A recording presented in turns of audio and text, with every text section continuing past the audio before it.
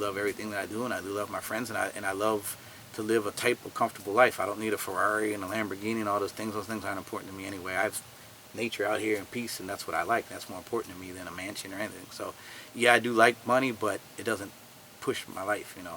That's a great point, you know, because Bob Marley said that in the interview. A guy, the reporter asked him, he said, "Are you rich?" He said, "What do you mean?" He said, I'm rich in life and riches. Riches of life. Right, riches of life, exactly. And that's true, because, I mean, the money stuff, I mean, can make your life easier, but a lot of things you get with that, it's not going to take you anywhere. It's not going to go with you. It's what the memories you have and the things, those are the things you take with you, you know. And it's like, for me, it's like, I live a comfortable life, and it's the finances that I make are off my job, you know, and I like my job. I mean, I was in a business where when I had nothing, they gave me a job.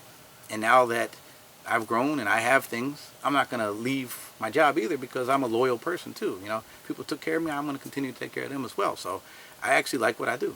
And I'm not a landscaper, just cutting people's yards. I mean, I work for a private community, and I run landscaping, maintenance, security, all different things, you know. And it's close to home, and enables me to be at children's schools and, you know, do other things, and enables me to be sitting here doing an interview with you right now. I'm supposed to be at work. So, I mean, I have good flexibility there, and I like my job. So the ABKC for me is not a money maker for me. Not at all. And it's never was intended to be that way. It was never intended to be a business to bring me personal profit or any of, you know, that. It was always intended to be a business that was out of necessity to support the breeding community. So yeah, it does upset me when people sit back and like, oh, he's rich and he's getting all this money. People have a misconception of ABKC. They think they go to a dog show, all that money goes to the ABKC. ABKC doesn't. Dog shows are thrown by the hosts. All the dog entries to go on the show, that goes to the host. Money that they pay a judge goes to the judge. You know, those things. Door fees and all the booze and all, those go to the host. The only thing ABKC charges money for, in actuality, is registration of a dog. That's it. So when you go to these shows and you think there's hundreds and thousands of dogs registering, and ABKC's making money, none of that goes to the ABKC. That stays with the host. We as a company probably should have developed it a way where it was a little more profitable shows. Unfortunately, we didn't, because, in all honesty, we built this to work for the community and work for the breed. So we built it in a way where it would continue to work for everybody, not just for the company. I mean, it has to have some revenue because it has to grow and it has to accommodate. And you have to have a staff there, and you have to have an office there to record points from show, answer the phone, customer service, you know, all of those things. So you have to have revenue, but that's pedigrees. That's what a company is based off of. And it's not for Dave Wilson. I don't even work in the office. And people think like, Dave, ABKC, Dave, ABKC. ABKC is almost a self-running entity for me. I mean, there's office manager. Deanna's the office manager. You have staff, 3 girls in there right now that work for there. I mean, and they're not dog related. They're not in our world. It's a true company based to work for our community. And that's the way it's designed to be. And it's not me. I'm not in the office. I'm not collecting a paycheck, and I'm not doing anything. When you see me going to shows and stuff, that's out of my own pocket. I mean, I won't even charge a host money. A lot of people are like, oh, we'll pay for you to come be a guest at our show. I don't even feel that's right. I pay my own way for everything. I feel like if you support this, I support you. You know, and I might not be able to make it on time to everything, but I'm not going to allow you to pay for me either, because I'm here to help you, you know. And that's just how I am. So a lot of people don't know me. They think I'm like money hungry and all these things, and I'm really not money hungry. I'm a very humble person, to be honest with you, and I really would prefer step away and not be the face of it. Unfortunately, I feel like obligated to this because I helped create it, and I'm indebted to it, and I feel that no matter what, I owe it to this breed to continue to always be here for this breed and to always work for the breed. So I'm not ever going to walk away from this, because I wouldn't do that to the community that invested in this breed and invested in the registry, nor would I do it to a breed that I helped build, you know. So I'm always going to be involved, even when I don't want to be, even when I don't want to be the face. So a lot of people that think that it's a false perception. I mean, you're at my house. You know, I don't have a mansion. I don't have millions of dollars.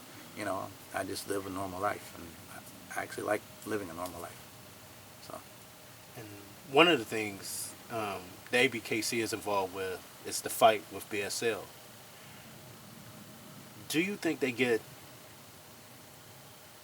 I guess the word recognition that they deserve from outside of the American bully world, as far as fighting, helping, even with the pit bulls, the pit bull terriers? Do they get that support outside of the American Bully Registry? No, we don't get the support. Even though you help with their cause as well. Even though I help, and I'll explain on that too, is number one, the ABKC doesn't look for praise. We feel it's our duty to work for the breed, period. So we're not going to be one of these people that steps up and says, hey, we did this, hey, we did this, hey, we did this, look at us. We're not trying to get the recognition for us. We're trying to win the battle for the breed. And that's the truth. I mean, that's really what it is. I'll toot the horn a little bit right now just so you can understand and they can understand that the type of stuff we actually really do. The ABKC has set up that every month, a portion of the proceeds of ABKC every single month go to a rescue. Every month. Sometimes it's 3 or 4 rescues. The rescues don't support us. Obviously, we are a registry, and registries based by breeders. So it's just common sense that rescues don't support breeders, even though you got to have breeders to continue a pure breed. It's just something. But either way, we feel it's an obligation to us that we support rescues. So every single month, we donate at least to 1 rescue. At the end of every year at our national show, we give a big check. We invite a local rescue, we give a big check to a local rescue. So we are never not donating to rescues every single month. Every time we can find organization based fighting BSLs, different things like that, we always contribute. That's what we do. We'll do that in addition to the rescue. We do give a lot of money to charitable things that are for BSL or for rescuing. We, as a community, have done so much for not just the American Bully, but the American Pit Bull Terrier. And when I say us, I mean ABKC, the shows that you're doing, people going to the dog shows, everybody, all of us together.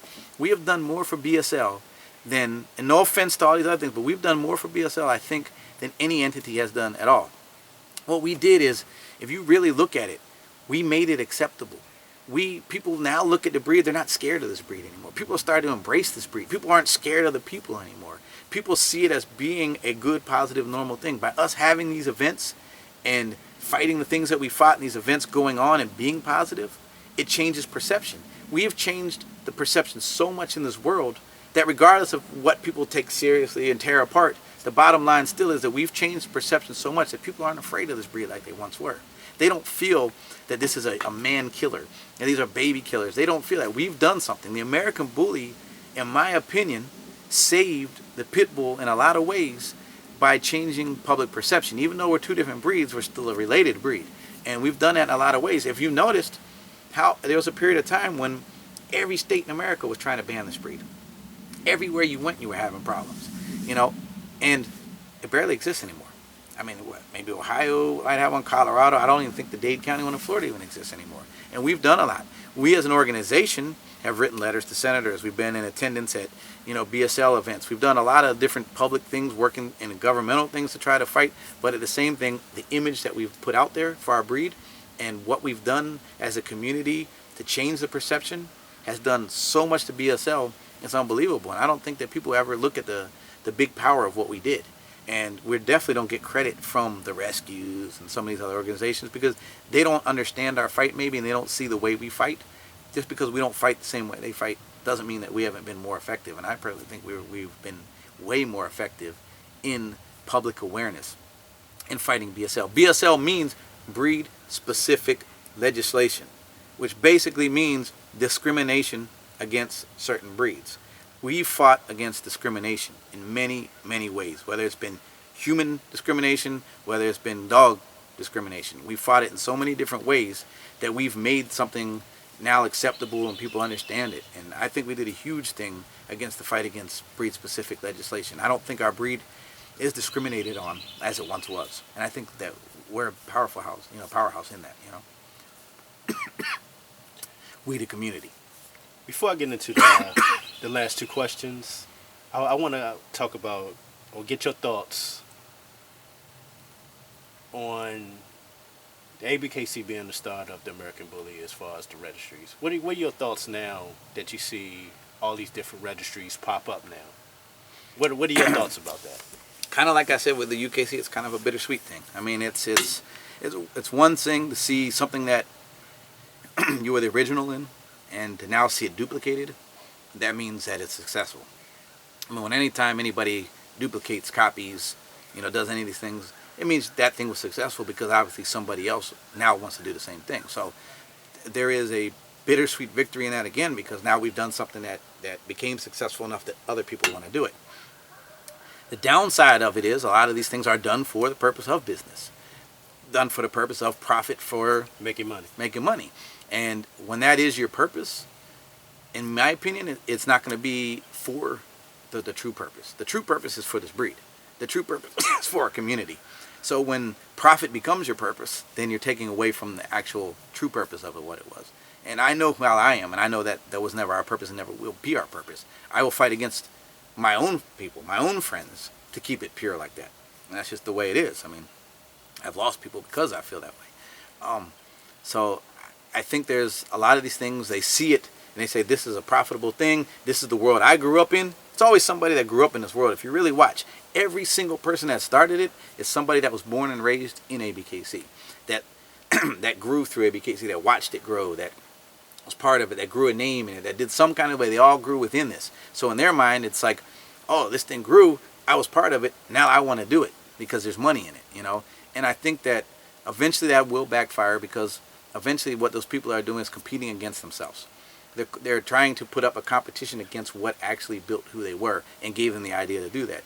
And if it's based on, you know, the straight concept of profit, which if you really look into them, you'll see. I mean, I'm not hating on anybody, but I mean, really, then it's not for the true purpose. The other issue that I have a lot of them is we're still fighting for our breed, and we're still fighting to teach people what our breed is. And nowadays, our breed definitely has a bulldog influence that wasn't initially supposed to be there, but is in the breed. I mean, there is a bulldog influence in our breed. There's nothing we can do about it. We can only try to prevent it, set the standards, and keep it within, you know, the barriers. And that's what we're trying to do. There's a lot of these registries that are for profit and will accept anything and everything, and are accepting dogs that we will not accept because we feel these dogs are outside. I mean, it's obvious these are not American bullies, but they'll accept them because they can make a profit there, you know. And there's registries that were created solely for the stuff that didn't get accepted as an American bully.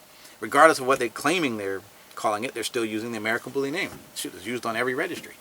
So what they're doing is they're seeing a profit in these things, and they're giving a false perception to the public. And what that does, it really breaks down and hurts what our breed is, because now the public is still trying to learn what the American bully is, and we are a baby breed, man. We're still breeding this breed. This is still a you know, an infancy, you know, like a 10, what have we been around? It's 2004 is when the ABKC started. You know, we're talking a breed that's less than 15 years. That's nothing in a breed. You know, we're still establishing and building this breed. The worst thing we can do is spread it out so far that all these other things are being called this that really aren't this. And what'll happen is eventually that's just going to be, it'll just destroy the breed, because eventually the breed won't have any consistency to it. It won't have a unique look to it. You know, some people are going to have shorty bulls that are looking like us. Some people are going to have bulldogs. Some people are going to have Frenchies. You know, like all these different things being called this one thing. And it'll just fall apart because it is nothing. If it's not unique in a breed is a breed because it's unique. They have what they call breed type, you know. Breed type are different characteristics of a breed that make up a breed. And when you look at a breed, you should know it's a breed. And if you can't look at a breed and know it's a breed, then really, in essence, you don't have a breed. So my feeling is all of these registries that are allowing all these different things and not following the standards and guidelines of what we have for the breed are really destroying everything that we work for, ABKC, our community, our breeders, because now it's giving a perception out to the world that nothing is this breed. Anything that anybody wants to call it is. And that'll eventually backfire, and it'll eventually really destroy and ruin our breed if we don't, at some point as a community, realize like we need to stand behind the same thing, you know. So I don't like it. I mean, I have yet to see a registry that's popped up and says, hey, you know what, we're going to work with you all to follow this and really work to make sure that this is the breed, and that's really in for the purpose of the breed. So at the moment, I don't see anything like that, and I don't support it, because it's not because I'm worried that it's competition for this. I really don't care if it's competition for this. Like I said, this isn't a money game for me.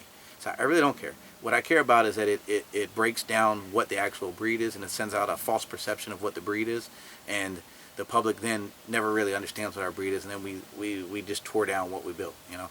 So I don't agree with any of the ones existing today, and I don't support them. So I was going to ask you that. Have you even seen that with any other breed of dog where this many registries has popped up in a short period of time? No, never.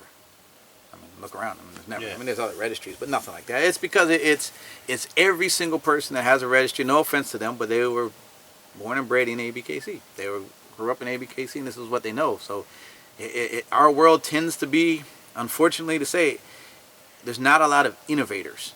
You know, there's not people saying, hey, let's do the next thing. I mean, there are there. Don't get me wrong. We have innovators, but not overall. There's not a ton of them. Like, you know, one person starts a magazine, next thing, 20 magazines. One person does it, next thing does it. One person got rich, next thing, it's like, it's just people mimicking the same thing, and it's like, I don't know, I've never seen that in any other dog breed before, Because I was going to ask you, outside of the bully world, what are people saying about that? It's confusing to people. When you travel the world, they're really confused. Some people just don't understand at all. Like, so it puts a lot of confusion, towards our breed, and it does. I mean, it actually hurts what we do. And then the other problem is you go to an event that's maybe through another registry and they don't follow your rules, or they're doing something different, or maybe these people didn't do anything the way that you would do it, and they might just completely destroy the reputation and everything you try to build because it's different. So it's hard. I mean, it's confusing, and I think personally it's detrimental. So, Last two questions for you. In the 15 years talking about the American bully breed, what's the biggest disappointment you had to dealing with the American bully breed? That's a real good question. Okay. The biggest disappointment that I have is the mentality of the way people are in our world today. And I'm not saying everybody, but there's this thing in our world today where drama, cutting down the next man, insulting people, just this big disrespect for each other has become almost popular in our world. That to me is the most upsetting thing I could possibly think of. And to me, it's the most childish thing I can ever think of. This is why when I tell people I don't support this message board or I don't support these things, it's not because they're talking about me. They're always going to talk about me. I can't. I'm a hot topic for people who want to draw attention. As stupid as it is, So it's because those things to me go so much against what we all built. People don't realize a lot of times in this new world why they're here. They don't know. And we're here because we had to unite together. We're here because we had a common bond and a common fight. We were not accepted, like I said before, and we had to come together to build this. And we had to fight together, and we had to stand up together. Even if you had a different dog than me back when we were coming up, I was not going to cut your dog down or try to whatever. We're working together. I Gotti line, right along with us, we promoted. Me and Richard were like brothers because we had a common bond, and we all worked together so hard to build this, and we all had, if we didn't unite together, it wouldn't have been. We would have been fighting a dead war. The people on the outside laughed at us.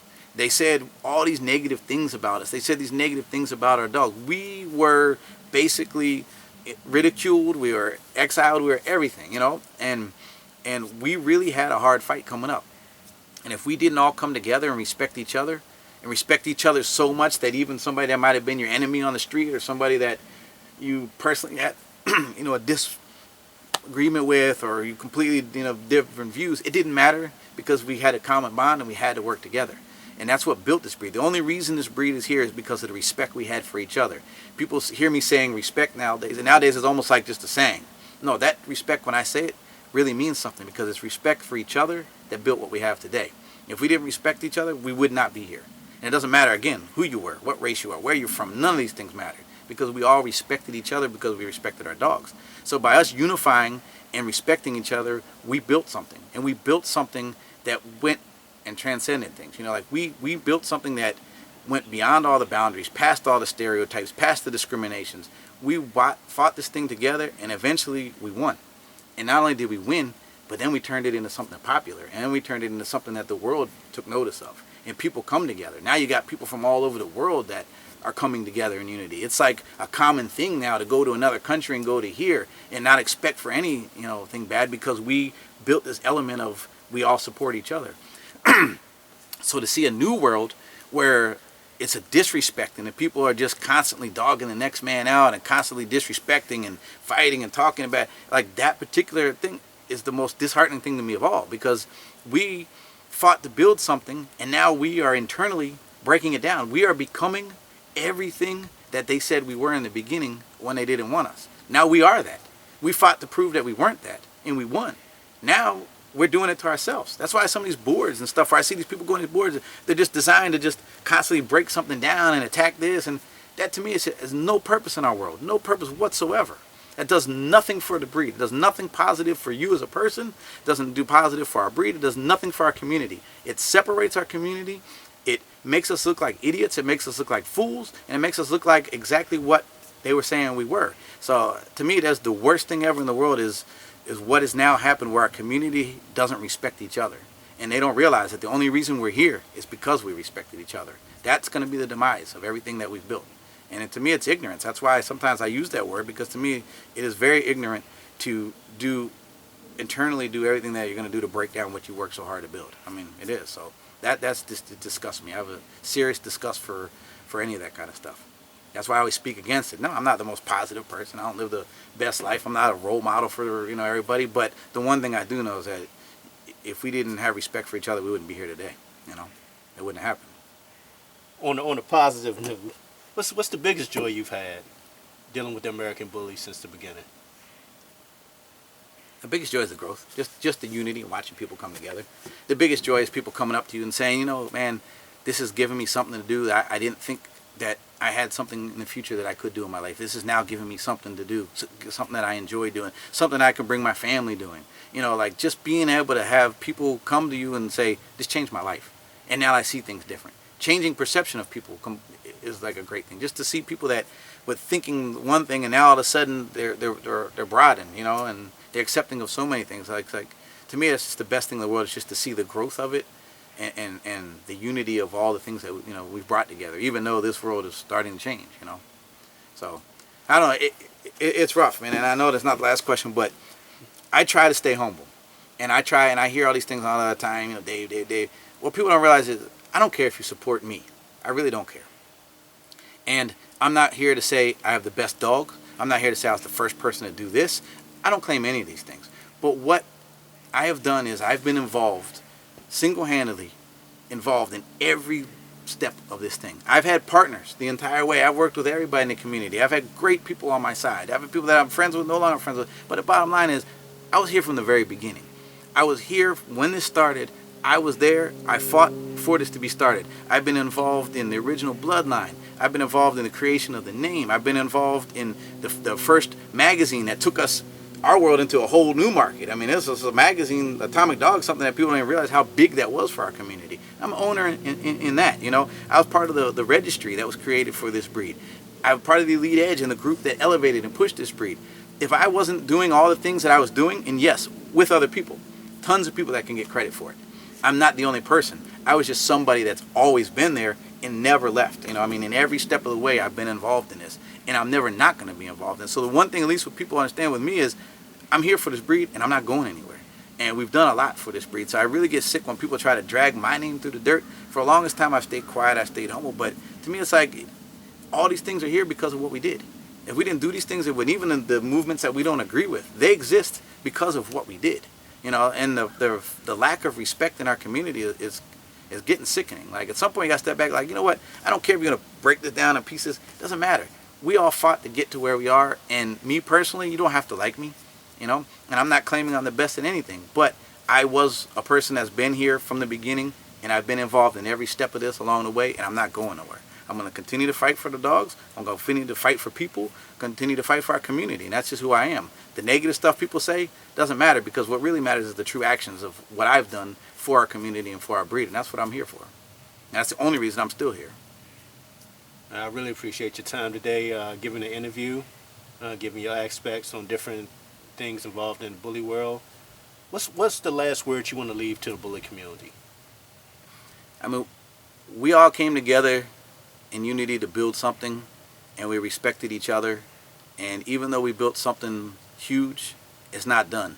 And if we continue to break it down like we're doing now and have the disrespect, we're all going to lose everything that we work for. So I just hope sometime people will look back and realize what we did to get here and why we did, and get back to the true essence of that. And that's really the respect for each other, and that's the respect for the breed. So that's why I use that word. And again, much respect to everybody out there still trying to do it positive, still trying to work for this breed and for each other as a community. It's been a long journey and a long ride, and it's not over. And I got nothing but love and respect for this breed and all the people that still work for it. So again, thank you for what you've done.